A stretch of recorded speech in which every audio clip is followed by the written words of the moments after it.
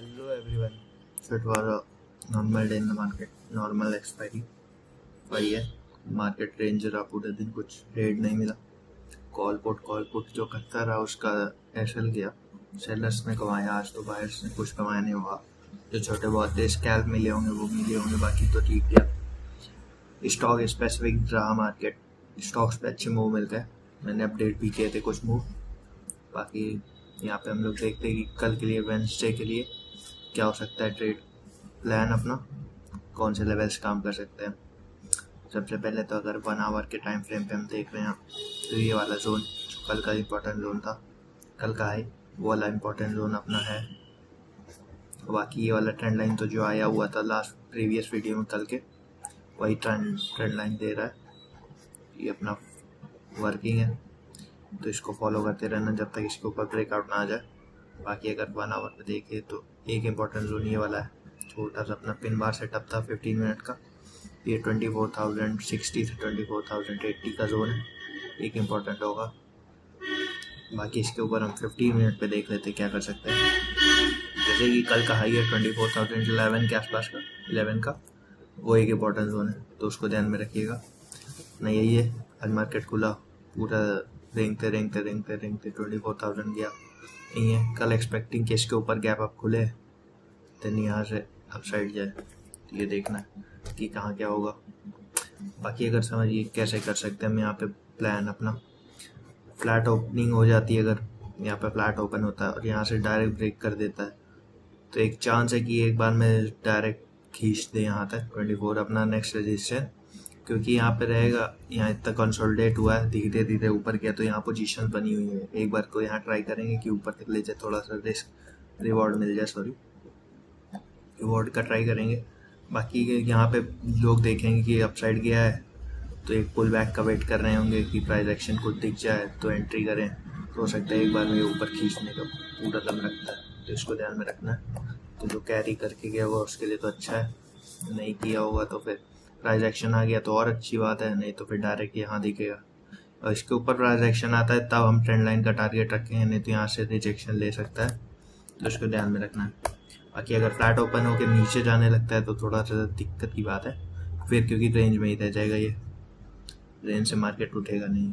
ये अपना छोटा सा रेंज जो आ जाएगा 23,840 के आसपास का, तो अपना ये इसी में रह जाएगा। अगर फ्लैट ओपन होकर इसी के नीचे रह जाता है तो फिर धीरे धीरे अपर बैंड लोअर बैंड करता रहेगा।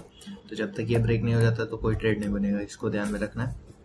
तो इसकी ऑर्डरिंग ट्रेड करना है। बाकी अगर गैप अप या गैप डाउन हम देख लें कहाँ हो जाता है, इसके ऊपर छोटा मोटा गैप अप दिखा देता है तो ये बता ही दिया मैंने कि यहाँ तक खींचेगी, यहाँ से प्राइस एक्शन आए तो ट्रेंड लाइन अगर इस जोन के ऊपर 24,080 के या इस रेजिस्टेंस के अपने ऊपर खुल जाता है तो यहाँ से सेम सेटअप ट्रेंड लाइन का टारगेट रखेंगे। इसके ऊपर खुलता है तो एक बार ट्राई करेगा कि ट्रेंड लाइन की लिक्विडिटी ले ले, उसके बाद गिरना होगा तो गिरेगा, नहीं तो यहाँ पे फिर रेंज कर देगा, तो इसको ध्यान रखना है। बाकी एक ये भी हो सकता है कि यहाँ इसके ऊपर गैप अप खुला, यहाँ से रिजेक्शन दिखा दिया, पीटीसी तक आया, गैप फिल किया, फिर अप साइड के लिए थोड़ा सा लिक्विडिटी लिया, फिर निकला, तो ये भी ध्यान रखना है। तो कल के लिए थोड़ा कॉशियस होकर इस जोन के आसपास जैसे ट्रेड सेटअप बनेगा 15 मिनट पे वैसे ट्रेड प्लान करूँगा मैं। बाकी अगर गैप डाउन देख, या फिर समझिए एक और चीज़, अगर इस ट्रेंड लाइन के ऊपर डायरेक्ट खुल जाता है 24,120 के ऊपर, तो यहाँ से एक बार के लिए शॉर्ट कवरिंग आ जाएगी 24,200 और ये 280 320 के आसपास तक, तो इसको थोड़ा सा ध्यान में रखना है। ये अपना इंपॉर्टेंट जोन होगा ट्रेंड लाइन वाला।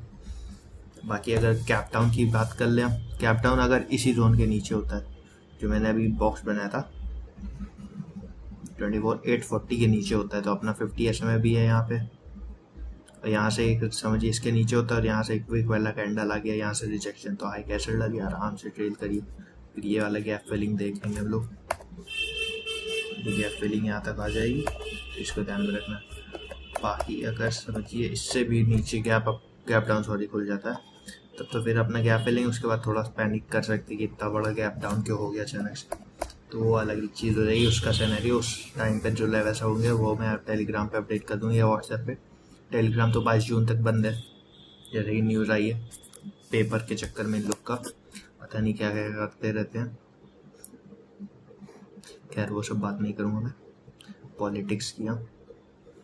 बाकी देखिए अगर नॉर्मल छोटा मोटा गैप डाउन होता है तो वही है, सेम चीज़ यहाँ से यहाँ तक बॉक्स का रेंज होगा। तो आराम से बैठिए, यहाँ प्रीमियम खाइए, सेलर्स हैं आप तो सेल करके बैठिए आराम से, मूव यहाँ तक आएगा, फिर प्रीमियम आपको डीके मिल जाएगा। यहाँ इसके बीच में कोई ट्रेड करने लायक नहीं है। आपके अगर बहुत ट्रेड करना है या रिस्क लेना है तो इस लोअर बैंड पे बाय कर लीजिए, इस अपर बैंड पे सेल कर दीजिए, तो ये कर सकते हैं। बाकी बीच में अगर कहीं ओपन होता है तो वेट करिए, कोई मतलब नहीं है ट्रेड करने का, तो इसको ध्यान में रखना। बाकी आज के लिए तो इतना ही लेवल्स है, जो होगा वहाँ पे अपडेट करेंगे। बाकी वीडियो अच्छा लगा तो डू लाइक एंड सब्सक्राइब, और बाकी आप व्हाट्सएप चैनल ज्वाइन कर लीजिए। टेलीग्राम तो अभी चल रहा हो जिसका तो अच्छी बात है, नहीं तो व्हाट्सएप कर लीजिए, उसका भी लिंक दिया हुआ है, उसको ज्वाइन कर लीजिए। बाकी कल अपडेट्स वहीं आएंगे।